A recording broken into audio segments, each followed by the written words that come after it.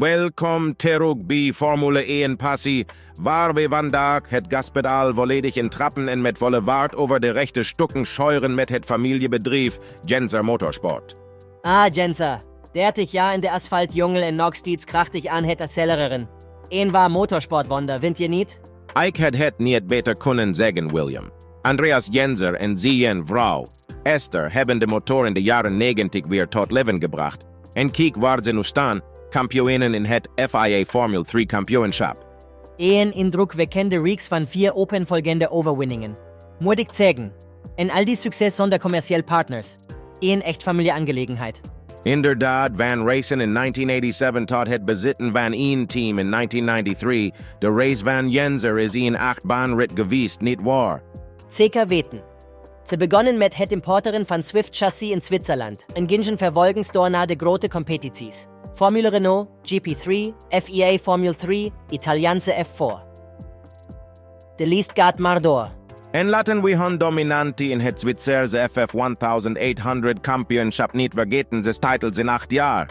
Ze hebben telkens weer het tempo bepaald en de geblokte vlag gepakt. En ze hebben opmerkelijke talenten voortgebracht zoals Bruno Spengler, Michael Ammermuller en Danny Kloos. Jenzer is niet zomaar een raceteam, het is een lopende band van racesterren. Absoluut. Bovendien is het ook een opleidingsplek geweest voor monteurs en ingenieur. Het is veilig om te zeggen dat Jenzer Motorsport veel carrières heeft doen ontvlammen, zowel op het racecircuit als achter de schermen. Maar natuurlijk brengt het runnen van een raceteam in Zwitserland met zeer hoge kosten van levensonderhoud en gebrek aan een permanent racecircuit. Zeer eigen uitdagingen met zich mee. Dat is waar, maar het team heeft zijn diensten gediversifieerd door ondersteuning te bieden aan gentleman-coureurs en het onderhouden van inzitters voor trackdays. Dit heeft hen zeker geholpen om in de race te blijven. Terwijl we naar de toekomst kijken, is Andreas van plan om binnen de komende 3 tot 4 jaar met pensioen te gaan. Hij sluit echter de garagedeur niet volledig. Nee, dat klopt. Gedachten over het bouwen van een racecircuit in Zwitserland en het blijven begeleiden van de volgende generatie coureurs spelen doorzien hoeft. En zo is de 30-jarige geschiedenis van Jenzer Motorsport niet alleen een verhaal van podiumplaatsen en pitstops. Het is een bewijs van passie, doorzettingsvermogen en precisie. Een reis die zowel episch als tijdloos is geweest. Een echte racing-saga. Jenzer Motorsport. Dames en heren, een door een familiegerund team dat een instituut is geworden. Welkom, dames en heren. U luistert naar Formule 1 Passie met uw gastheer van vandaag, George, die de plaats inneemt van uw gebruikelijke presentator, de fantastische Enzo. Naast mich hebben we de altijd inzichtelijke, altijd goed geïnformeerde meneer William. Dankjewel, George. Ik kijk uit naar weer een spannende aflevering. Dat is de juiste instelling. Nu vraag je je waarschijnlijk af, waarom ben ik hier? Wel nu, elke donderdagochtend schakelen we een tandje hoger en brengen we speciale afleveringen over epische en historische onderwerpen in de wereld van de Formule 1. En deze, dames en heren, wordt een rit die je niet wilt missen. Dat had ik niet beter kunnen zeggen, William. Nu, onze trouwe luisteraars en nieuwkomers, als je van onze content geniet, is het tijd om wat liefde te tonen. Druk op die abonneerknop, zet die meldingen aan en vergeet niet om je gedachten in de reacties hieronder achter te laten. Deel ons met je vrienden, familie en mede-racefanaten. Elke klik helpt om onze motoren draaiende te houden. En geloof me, je wilt achter het stuur zitten voor deze. Absoluut. Wil je meer details over het onderwerp? Blijf bij ons. Vandaag praten we over een onderwerp dat ons aan het hart ligt, Jenzer Motorsport. Een door een familiegerund team met een ongelooflijke reis. Het is een verhaal waarvan we geloven dat je het net zo fascinerend zult vinden als wij. Het is een bewijs van passie, toewijding en de liefde voor racen. Vol gas, mensen. Laten we erin duiken.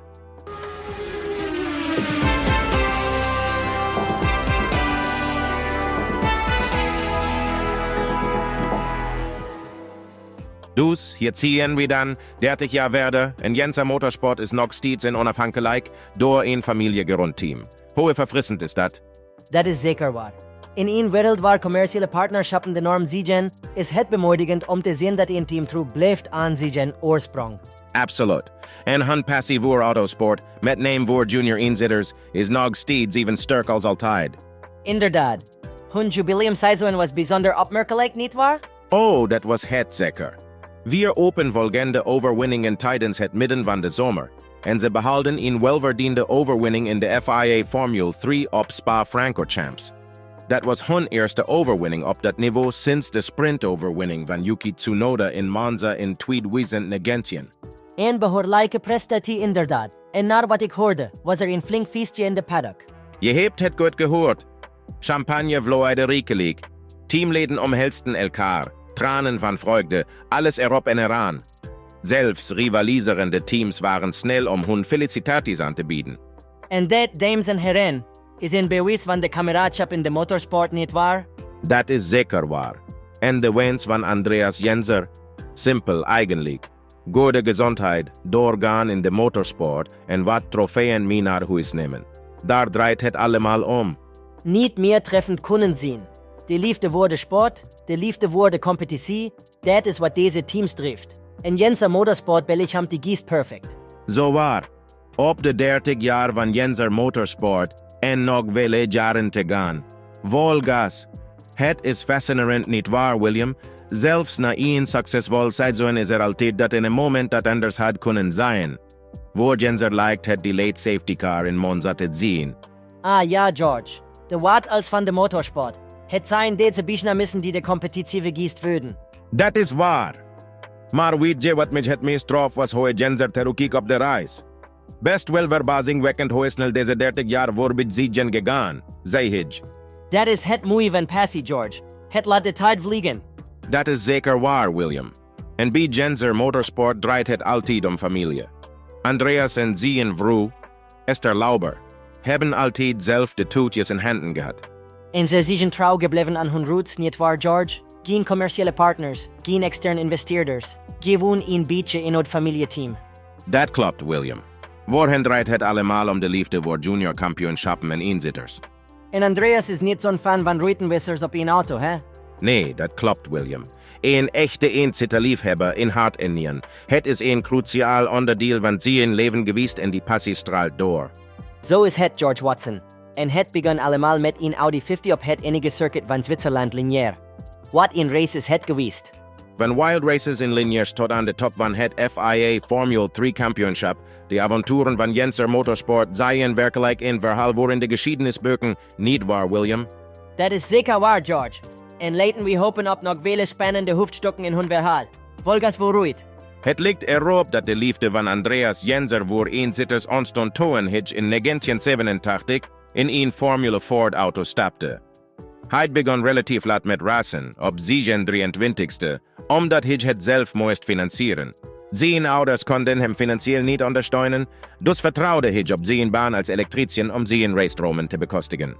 Dat laat maar weer zien dat Passie en hard werken je verkunnen brengen. Absoluut.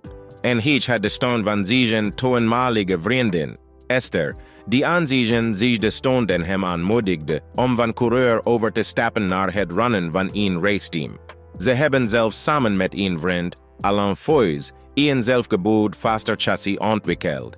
Ik moet toegeven dat ik niet bekend ben met het concept van een faster chassis. Kan je daar wat meer informatie over geven? Oh, natuurlijk. Het faster chassis was in feite een type inzitterauto dat Andreas en zijn vriend Alain Foys hebben ontwikkeld. Deze auto zorgde ervoor dat hij consistent in de top 3 eindigde in het Zwitserse Formule Ford kampioenschap in 1990, 1921 en 1992. Natuurlijk. Het faster chassis was in wezen een special type auto met een zitplaats dat Andreas en zijn vriend Alain Foys hebben ontwikkeld. Deze auto heeft Andreas geholpen om consequent in de top 3 te eindigen in het Zwitserse Formule Ford kampioenschap in de jaren 90, namelijk in 1990, 1991 en 1992. Met het faster chassis kon hij zijn concurrenten voorblijven en goede resultaten behalen. Natuurlijk. Stel je het zo voor. Ze hebben letterlijk hun eigen raceauto vanaf de grond af opgebouwd, speciaal ontworpen naar hun behoeften en voorkeuren. Het gaat niet alleen om achter het stuur zitten. Het gaat erom elk onderdeel van de auto te begrijpen en hoe het werkt. Dat is waar het faster chassis om draaide. Ah, nu is het tweede leker. Dat is behoorlijk indrukwekkend, niet waar? Ze waren letterlijk betrokken bij elk aspect van hun raceavontuur. Absoluut. En dat is wat het verhaal van Jenzer Motorsport zo ongelooflijk maakt. Het is echt een werk van liefde. Volgas vooruit. Het moment dat echt alles veranderde voor Jenzer was na zien wil belovende seizoen in 1992. Hij testte verschillende auto's, waaronder Formule 3000, Porsche Cup en F3, en stond op het punt om over te stappen naar de Formule 3. Een behoorlijke sprong vanuit de Formule Ford. Inderdaad, maar je weet wat ze zeggen over de beste plannen. Een van de belangrijkste sponsors van Jenzer, Bingeli Galvano, wilde hem niet steunen als hij naar de Formule 3 zou gaan. Maar de sponsor bood aan om het sponsorschap te verdubbelen als Jenzer zijn eigen raceteam zou beginnen. Een behoorlijk dilemma voor Jenzer, veronderstel ik. Zeker weten. Maar zoals het liep, had hij een deal gesloten om 2 Swift-chassis naar Zwitserland te halen. En toen een vader naar hem toe kwam op zoek naar een team om zijn zoon te laten racen, begonnen de dingen op hun plek te vallen. Dus was dat het begin van Jenzer Motorsport? Precies. Binnen enkele maanden was Jenzer niet alleen eigenaar van één Formule 4-team, maar ook de officiële importeur van Swift voor Zwitserland. En hij verkocht alleen al in zijn eerste jaar 7 auto's. Dat is indrukwekkend. Swift moet erg tevreden zijn geweest. Oh, dat waren ze zeker. In de woorden van Jenzer. Swift was erg blij en het opzetten van een competitieteam tegen Van Diemen in Zwitserland pakte perfect uit. En dat, zoals ze zeggen, is geschiedenis. Volgas vooruit. Jenzer Motorsport ging meteen goed van start, niet waar? Ze eindigden hun eerste seizoen met hun eerste prijs. Hans Pfeuti won het Zwitserse FF 1800 kampioenschap. En het team zou de serie domineren met 7 titels in 8 jaar. Eigenlijk waren het 6 titels in 8 jaar, niet 7. Oh, mijn excuses. Ja, je hebt gelijk. Het waren 6 titels in 8 jaar. Bedankt voor de correctie. Geen probleem. Het blijft een bewonderenswaardige prestatie. Absoluut. Wat betreft Jenzer, hij had aanvankelijk gepland om na 1993 niet meer te racen. Maar hij kwam nog een keer uit zijn pensioen om het op te nemen tegen de toekomstige sauber Formule 1-coureur, Norberto Fontana. Dat is pas toewijding aan de sport. Dat is zeker waar. Bovendien vond Jenzer echt zijn roping als teambaas. Zelfs in de vroege jaren 90 genoeg hij ervan om voor de coureurs te zorgen, van wie sommigen slechts 16, 17 of 18 jaar oud waren. Dat moet inderdaad een grote verantwoordelijkheid zijn geweest, stel ik me zo voor. Inderdaad. Maar Jenzer en zijn team waren klaar voor de uitdaging. Ze begonnen meteen internationaal te racen, reisten naar Duitsland, Frankrijk en zelfs Engeland. Ze hebben inderdaad een behoorlijke reis gemaakt, niet waar? Absoluut. De Grenzen verleggen, Grenzen doorbreken. Dat is de geest van Jenzer Motorsport. Volgas. Jenzer herinnert sich mit Plezier de Setups, die ze in 1995 gebruikten in de Formula Ford. Ze hadden veel plezier en het team was behoorlijk succesvol. Ze behalden zelfs podiumplaatsen in het Franse kampioenschap en eindigden als 5e in het festival in 95 met Luciano Crespi in de Swift. Het klinkt alsof veel mooie herinneringen zijn gemaakt. Absoluut. Ze wonnen zelfs het Duitse kampioenschap met Mark Benz in het jaar 2000. Benz, die nu werkt in de garage van zijn familie in Zwitserland, herinnert sich zijn tijd bij Jenzer als een heel bijzonder seizoen. Ze waren bijna non-stop onderweg naar races, sliepen zelfs in de achterkant van de vrachtwagen. Dat is toewijding. Mijn moeder zei altijd, waarin Willis is een weg. Helemaal juist. En Benz spreekt zeer lovend over Jenzer. Hij noemt hem een echte vaderfiguur die vanaf het begin in hem geloofde. Het is verbazingwekkend, de relaties en banden die worden gevormd in de wereld van de autosport. Inderdaad, maar in de late jaren 90 begonnen de dingen te veranderen. Het aantal auto's in de festivals begon af te nemen en nationale kampioenschappen begonnen een beetje te worstelen. Het was een teken van wat er zou komen in de wereld van de Formule Ford. Maar daar komen we later op terug. Voor nu gaan we verder met onze reis door het ongelooflijke verhaal van Jenzer Motorsport. Volgas. Laten we het eens hebben over de overwinningen van Jenzer. Het team heeft een indrukwekkende geschiedenis. In series zoals het FIA F3 kampioenschap hebben ze 2 overwinningen en 10 podiumplaatsen behaald. In GP3 hebben ze maar liefst 11 overwinningen en 26 podiumplaatsen behaald. Dat zijn bewonderenswaardige cijfers. Absoluut. In de International Formula Master hebben ze 10 overwinningen en 24 podiumplaatsen behaald. En laten we de Formula Renault 2.0 Eurocup niet vergeten, waar ze maar liefst 16 overwinningen en 45 podiumplaatsen hebben behaald. Dat is inderdaad een indrukwekkende score. Hun succes strekt zich uit over verschillende series en jaren. Ja, en dat is nog niet alles. Ze presteren consequent goed in andere series zoals de Italiaanse F4, F4 CZ, Aditsi F4 en de Spaanse F4. Ik ben vooral enthousiast over hun prestaties in de F4 CZ, waar ze 11 overwinningen en 29 podiumplaatsen behalden en als eerste eindigden in het kampioenschap. Dat is zeker iets om enthousiast over te zien. Absoluut. Het toont maar weer de toewijding en passie van het team. Over passie gesproken. Toen de Formule Renault een spec-kampioenschap werd en status een kant-en-klare raceauto aanbod voor een prijs onder de €30.000. Arzelde Jenzer niet. Profiteren van kansen wanneer ze zich voordoen, dat is het kenmerk van een succesvol team. Dat had ik niet beter kunnen zeggen. Volgas vooruit, andere heftig, en besluit vormer bij Renault Zwitserland. Speelde een belangrijke rol bij het ondersteunen van jonge Zwitserse coureurs zoals Neil Jani, Mark Benz en Nico Müller. Deze ondersteuning kwam Jenzer Motorsport ten goede, waardoor de twee coureurs konden inzetten en meteen konden deelnemen aan de Formule Renault 2.0 Duitse en Europese kampioenschappen. Dat is inderdaad een strategische alliantie, niet waar? Inderdaad. Vanaf het jaar 2000 besloot Jenzer om deel te nemen aan de beste kampioenschappen, zoals Italië, Duitsland of Frankrijk, met de Formule Renault 2.0. Ze waren zeer onder de indruk van de organisatie en het kampioenschapspakket van de World Series bij Renault. Het is altijd noodzakelijk om samen te werken met de juiste partners om succes te behalen. Absoluut. Laten we het hebben over enkele opvallende prestaties. Benz en Jani werden respectievelijk tweede in de Formule Renault 2.0 Eurocup in 2001 en 2002. Bruno Spengler, die later in DTM-kampioen zou worden, werd tweede in de Formule Renault 2.0 Duitsland in 2002. Jenzer Motorsport ligt in talent voor het koesteren van talent te hebben. Dat is zeker waar. Een andere opmerkelijke prestatie was toen Michael Ammermuller, gesteund door Red Bull, in 2005 de tweede plaats behaalde in de Eurocup. Dit markeerde het begin van een langdurige relatie met Helmut Marko. De race van Jenzer Motorsport is werkelijk opmerkelijk. Absoluut. Volgas. In 2003 breidde Jenzer Motorsport uit naar de Formule Renault 5-6 Eurocup, die later werd opgevolgd door de Formule Renault 3.5 onder de paraplu van de World Series bij Renault. Het succes kwam snel, met Jani en Sharp die net de titels misliepen in 2000 en 2004. Dat is een behoorlijke reeks van succes die ze hebben gehad. Zeker.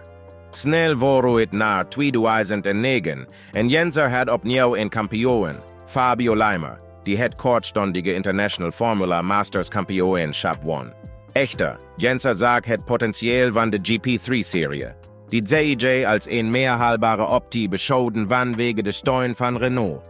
Timing en strategische besluitvorming zijn inderdaad essentieel, niet waar? Absoluut.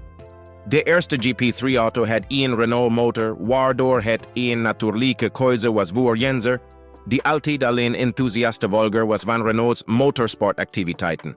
Ze maakten hun debuut in GP3 in 2010. Een grote stap voor hen stel ik me zo voor. Ja, en een succesvolle stap bovendien. GP3 zou later evolueren naar het 4F3-kampioenschap in 2019. Jenzer merkt op dat de show explodeerde. Toen de naam veranderde van GP3 naar F4F3, hoewel dit gepaard ging met een toeneem van de kosten. Hoge inzet, hoge kosten. Het is een welvoorkomend verhaal in de wereld van de motorsport. Dat is waar. Desalniettemin waardeert Jenzer de inspanningen om het kampioenschap financieel in evenwicht te houden en te voorkomen dat de kosten uit de hand lopen. Volgas. Jenzer Motorsport is enorm trots om een van de twee laatst overgebleven teams te zien, samen met RT Grand Prix, die er vanaf dag en bij waren in GP3. Dat getuigt van hun verkracht en toewijding. Absoluut. Op het instapniveau van de inzitters is Jenzer altijd aanwezig geweest in de Formule 4 sinds de oprichting ervan. Ze maakten de overstap van Formule Abarth om deel te nemen aan het eerste seizoen van de Italiaanse F4 in 2014 en een jaar later sloten ze zich aan bij de F4 in Duitsland toen die van start ging. Dat is inderdaad een behoorlijk divers portfolio van races waar ze aan hebben deelgenomen. Inderdaad. Sterker nog, Na afloop van de Adassie F4 in 2022 heeft Jenzer in programma toegevoegd aan het F4 Central European Zone Kampioenschap voor dit seizoen.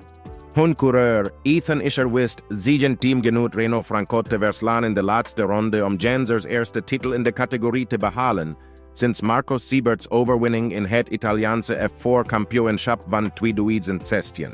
We're in pluim op hun hoed. Absoluut. De overwinning is des te indrukwekkender gezien het feit dat Siebert in Argentinië werd ontdekt dankzij de connecties van voormalig coureur Luciano Crespi. Siebert had geen budget voor testen en zijn totale testkilometers in 3 seizoenen waren waarschijnlijk gelijk aan wat een prima coureur vandaag de dag doet voordat hij zijn eerste race reed. Dat is behoorlijk opmerkelijk. Het is duidelijk dat talent en toewijding veel obstakels kunnen overwinnen. Kon het niet beter worden. Volgens. Een bewijs van de impact van Jenzer is te zien in de carrière van Marco Siebert. Toen hem werd gevraagd om zijn herinneringen aan zijn tijd bij Jenzer te delen, zei Siebert, die nu zijn carrière aan het opbouwen is in GT's, dat het zijn tijd bij Jenzer was die hem de coureur heeft gemaakt die hij vandaag de dag is. Dat is inderdaad een groot compliment. Siebert herinnert zich zijn tijd bij Jenzer Motorsport als een tweede thuis. Hij noemde Andreas Jenzer zelfs zijn tweede vader in Europa. Hij woonde 3 jaar, bij hen en was diep betrokken bij elk aspect van het team, zelfs werkend in de werkplaats aan zijn eigen auto. Dat is een toewijdingsniveau dat tegenwoordig niet vaak voorkomt. Dat is zeker waar. Siebert gelooft dat de reden waarom ze het kampioenschap hebben gewonnen niet alleen was omdat ze snel waren, maar omdat ze echt als een team samenwerkten. Zoals ze zeggen, samenwerking maakt de droom waar. Absoluut. Maar Siebert wijst ook op een minder bekend aspect van Jenzers managementstijl. Hij geeft toe dat Jenzer behoorlijk streng is voor zijn coureurs, vooral tijdens raceweekends. Ondanks de IF en toe harde aanpak, schreef Siebert het succes van het team toe aan Jenzers methoden als een cruciaal onderdeel ervan. Soms kan een vlugge strengheid inderdaad helpen om het beste in mensen naar boven te halen. Inderdaad. Of het nu gaat om het zorgvuldig koesteren van talent, het bevorderen van sterke teamdynamiek of een harde aanpak. Het succesverhaal van Jenzer Motorsport getwikt van hun unieke benadering. Volgas vooruit. De nauwe banden van Jenzer met Argentinië zijn in de loop der jaren sterk gebleven. Met momenteel 7 monteuren en een ingenieur uit het land in het team. Het is altijd prachtig om zulke internationale vertegenwoordiging in één team te zien. Inderdaad. Jenzer heeft een voorliefde voor de passie die de Argentinen in zijn team brengen. Ze hebben een liefde voor autosport die werkelijk aanstekelijk is. Passie is immers de brandstof die succes in deze sport aandrijft. Absoluut. Een andere niet-Europeaan die een grote impact heeft gehad, is Yuki Tsunoda. Deze Japanse coureur kwam naar Europa als de regerend kampioen van de Japanse F4 met de steun van Honda en Red Bull. Hij was de eerste coureur die werd aangekondigd voor het inaugurale seizoen van het F4 F3 kampioenschap. Tsunoda heeft zich zeker bewezen als een gedoofde concurrent. Dat klopt. Jenzer geeft echter toe dat niet veel teams aanvankelijk stonden te springen om Tsunoda te contracteren. Hij was een relatief onbekende F4-coureur uit Japan die nog nooit op Europese circuits had geratst. Het is altijd een risico om te wedden op potentieel, maar als het uitbetaalt is het een zoete overwinning. Dat klopt. Jenzer herinnert zich dat toen Tsunoda voor het eerst bij het team kwam. Zijn fysieke kracht tekortschoot en hij slechts ongeveer VJF rondes kon volhouden. Maar met intensieve training, 7 dagen per week non-stop van december tot maart, wist Tsunoda deze hindernis te overwinnen. Dat is inderdaad toewijding en hard work in ten top. Absoluut. Het is een bewijs van de krachtige combinatie van talent, hard werken en de juiste begeleiding. Vol gas. Tsunoda's eerste kennismaking met de auto en het team vond plaats tijdens de post-seizoen GP3-test in Abu Dhabi. Hij maakte meteen indruk met zijn testen op elk van de 3 dagen. Dat is een sterk start. Inderdaad. Een andere coureur, Oscar Piastri, testte op hetzelfde moment bij Jenzer Motorsport. En de twee waren altijd aan elkaar gewaagd. Piastri stond al gepland om deel te nemen aan de FR2, Zero Euro Cup. Maar Tsunoda bleef bij Jenzer. Het is altijd fascinerend om te zien hoe deze vroege ervaringen de reis van de coureurs vormgeven. Absoluut. Jenzer en het team hebben al het harde werk gedaan met Yuki. En jonge Japanse jongen nog geen 50 Kilogramm zwaar die in Zwitserland woont. Ze maakten geen groot spektakel van, wat achteraf geht sie een misschien een misstap was. Maar ze hebben uitstekend werk geleverd door hem voor te bereiden op de Formule 2. Het bewijs zit hem in de pudding, zo gezegd. Inderdaad. Ze hebben echt hard gewerkt aan dit project en het was een enorm succes voor Jenzer Motorsport. Helaas geboort het leven en voor het jaar 2020 heeft Red Bull zijn loyaliteit verplaatst naar het. De wereld van de motorsport kan net zo onvoorspelbaar zijn als de races zelf.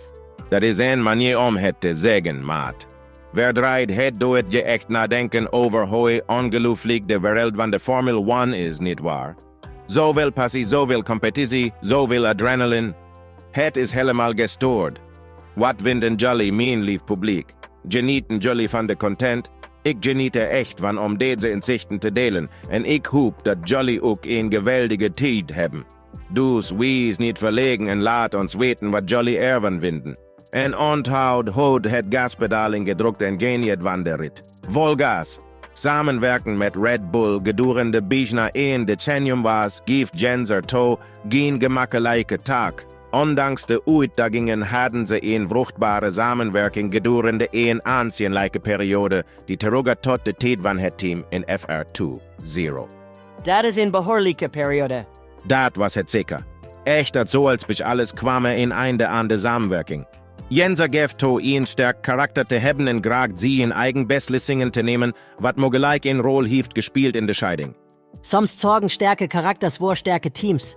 Dat klopt. Maar ze slaagden erin om hun prestaties op peil te houden, zelfs met verschillende coureurs en bevonden zich vaak voor op Red Bull. Bestaat geen twijfel over hun werkkracht. Absoluut. Als een international georiënteerd team is Jenzer altijd trots geweest op zijn Zwitserse erfgoed.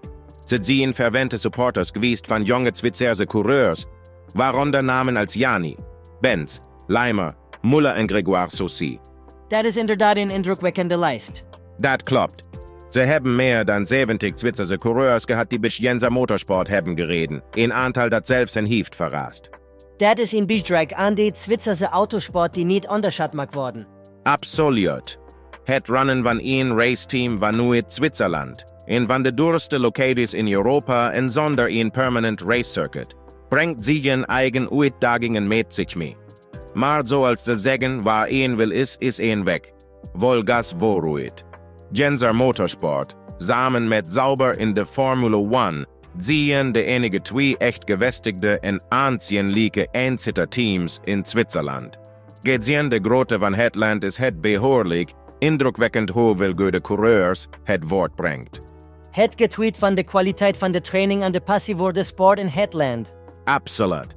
Over Sauber gesproken, Jenzer had een sterke relatie met het team. Vooral toen Peter Sauber aan het roer stond.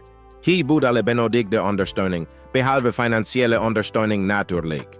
Geld kan een gewöhnlich onderwerp zien, veronderstel ik.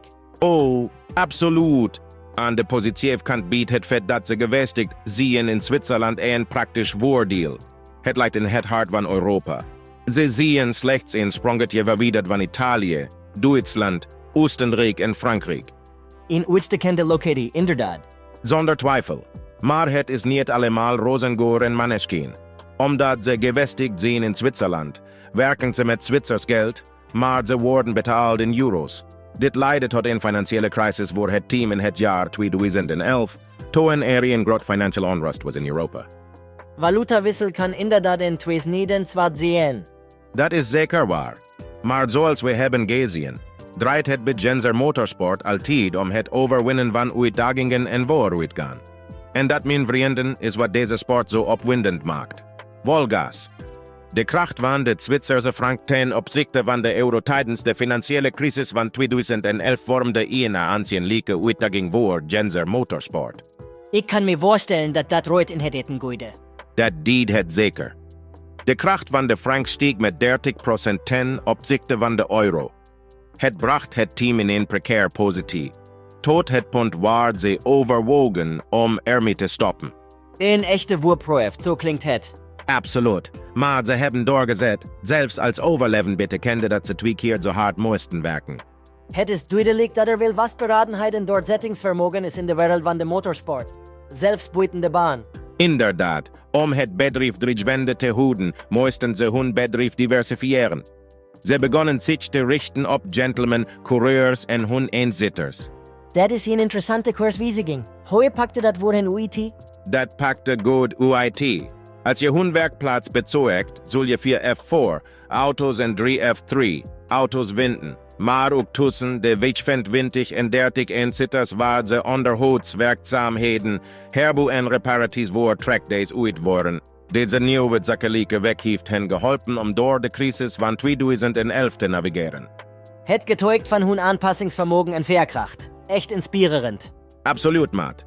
De wereld van de Formule 1 draait net zowel om het overwinnen van uitdagingen buiten de baan als op de baan. Volgas. Het nauwlettend in de gaten houden van kosten is cruciaal voor kleine bedrijven. Vooral in het huidige financiële klimaat. Het team van Jenzer moet zo efficiënt mogelijk zijn. Esther, die de financiële kant van het bedrijf beheert, krijgt dit jaar misschien wel een paar grieze haren als ze naar al die rekeningen kijkt die binnenkomen. Het klinkt als een behoorlijke evenwichtsoefening. Dat is zeker zo. Maar zonder externe investeerders zijn ze erin geslaagd om concurrentieel te blijven. Ze opereren als een soort ouderwets familieteam. Een unieke opzet, maar het lijkt goed voor hen te werken. Inderdaad. Ze zijn een vrij kleine onderneming met gemiddeld 15 tot 25 werknemers in de afgelopen 20 jaar. Maar ze zijn zeer efficiënt. Een behoorlijk aantal mensen wervelt meerdere taken. Iedere persoon telt in één team van die omvang. Dat is zeker waar. En het zijn niet alleen de coureurs die profiteren van de training van Jenzer. Ze zijn ook een opstap geweest voor monteurs en ingenieurs die hun carrière zijn begonnen in de juniorklassen. Een echte kwikwiver voor talent dus? Dat klopt precies. De lijst van monteurs en ingenieurs die succes hebben behaald bij Jenzer Motorsport is waarschijnlijk net zo groot als de lijst van coureurs. En dat is nog iets waar ze trots op zijn. En dat is terecht. Het gaat immers niet alleen om de coureurs. Dat klopt. Elk lid van het team brengt iets specials in. Veel coureurs hebben de afgelopen jaren veel vreugde aan het team gebracht. Volgas. Zijn zoveel fantastische coureurs voortgekomen uit Jenzer Motorsport. Het winnen van de feature race door Nico Muller in GP3 op Silverstone in 2011 bijvoorbeeld was een opvallend moment. Oh, kom op. Natuurlijk. Het was een goede overwinning. Maar om het een opvallend moment te nemen, echt waar? Nu, ik zou zeggen dat het zeker als zodanig geldt. Het was een belangrijke overwinning. Significant? Je blast het UIT-proportie. Het was maar één race. Zijn talloze andere races geweest en andere coureurs die net zo goed hebben gepresteerd. Ik denk niet dat ik overdrijf. Elke overwinning heeft zijn eigen belang. Deze in het bijzonder was een gedenkwaardig moment voor Jenzer Motorsport. Gedenkwaardig moment mijn woord. Het klinkt alsof je het probeert te romantiseren. Het is een race, geen sprookje. Hoe kun je dat zeggen? Het gaat hier niet alleen om de race.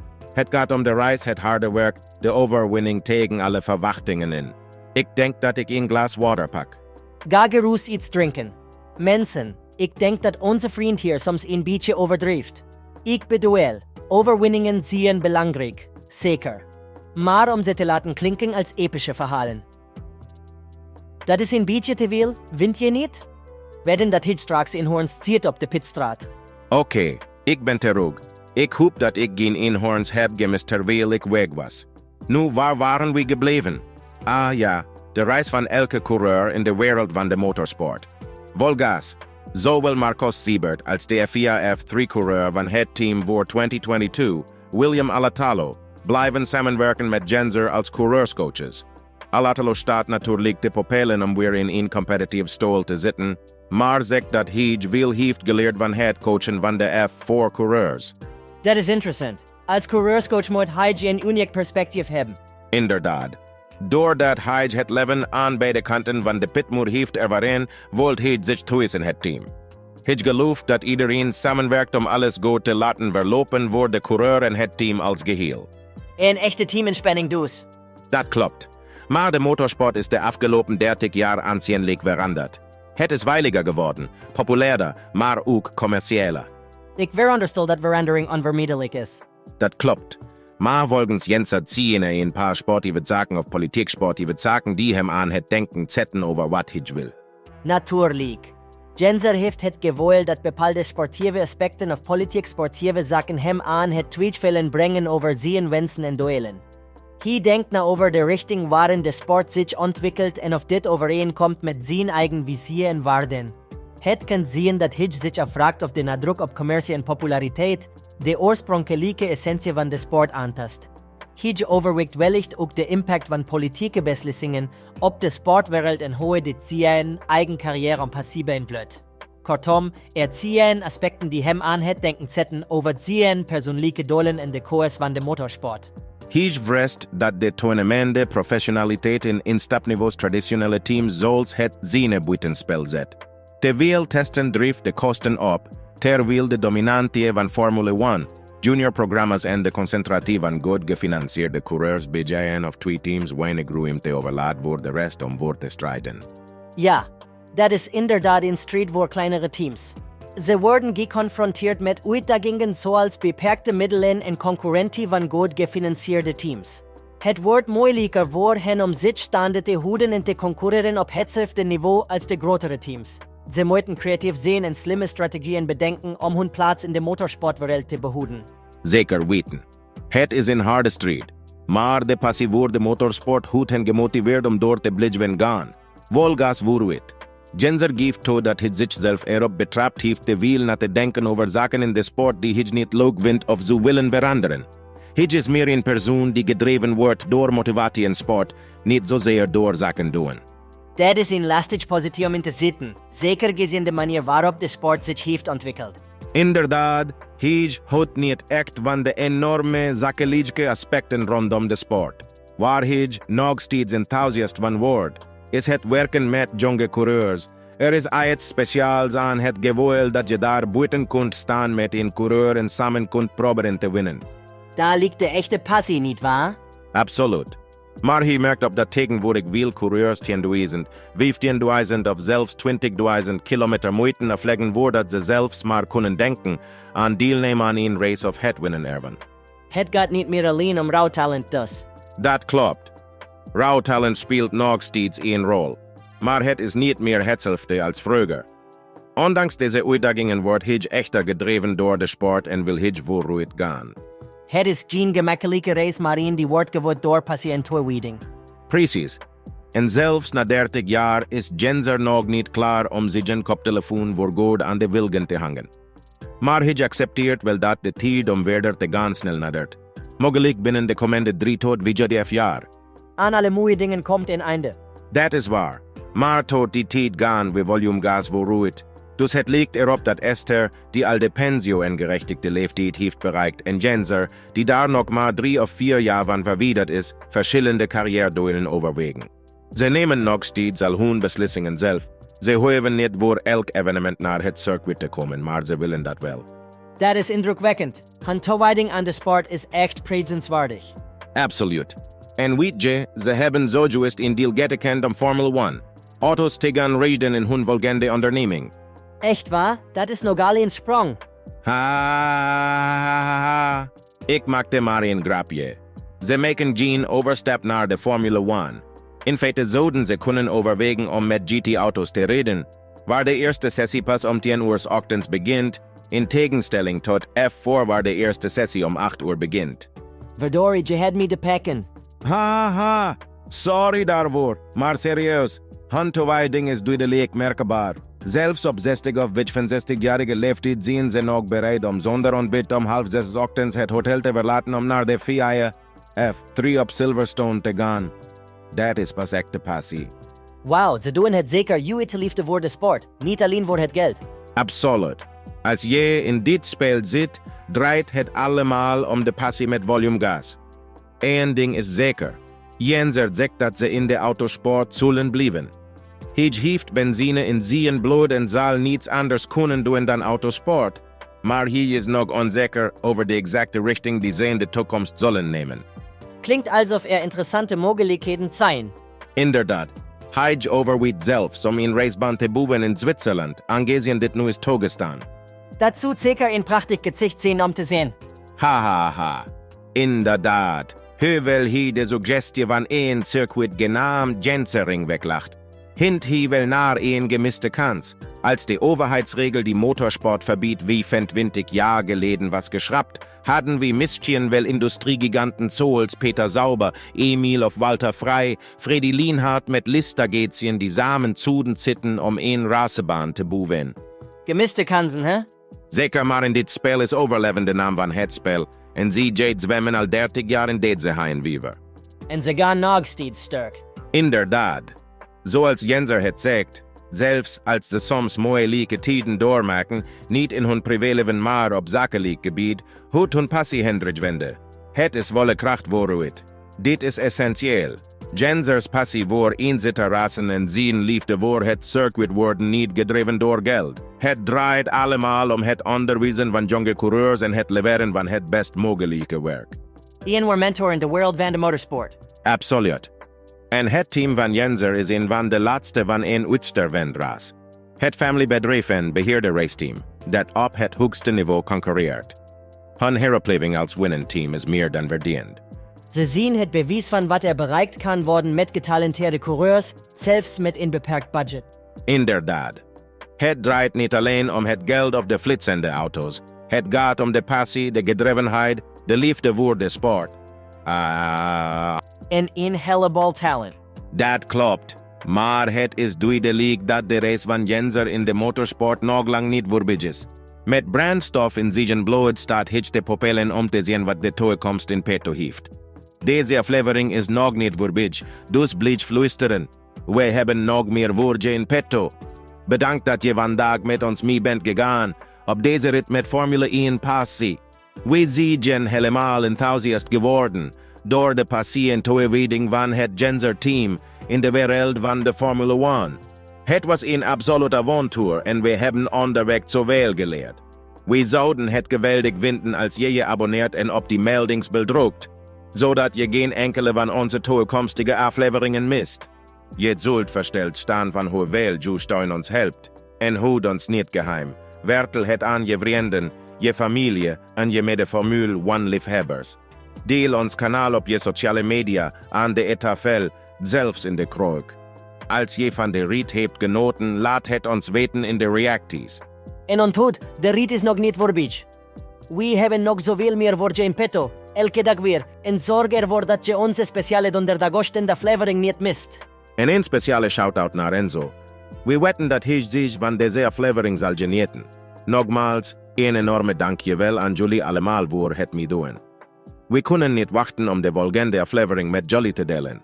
Ja, ook namens mij een enorme dankjewel. Met alle wendingen en verrassingen in de wereld van de Formule 1 is altijd iets spannends in het verschiet. Dus onthoud mensen, het gaspedaal volledig intrappen, je blik op de weg houden, de inhoud van ons kanaal is pur goed.